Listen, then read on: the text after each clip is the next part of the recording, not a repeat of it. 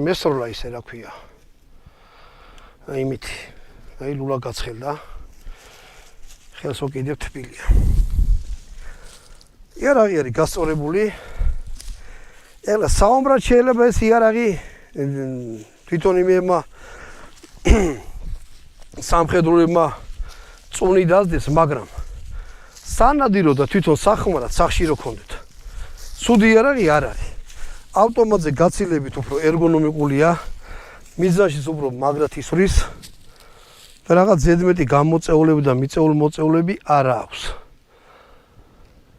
ძვირის არ არის ეს იარაღები, უბრალოდ თუ იყიდით, მიაქციეთ ყურადღება, რომ აი ეს არა ჩახჩახებდეს.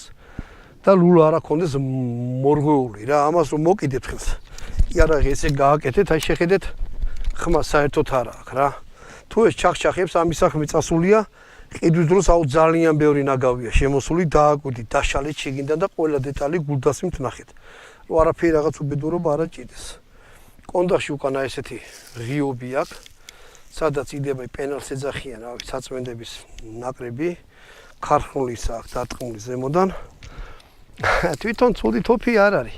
და როგორც ვისწავლე ესეთი სისწრაფით და უცნობი თოფით რამე, ესეთი შედეგი სულაც არ არის ცუდი, რო იცოდეთ რა. ამით რომ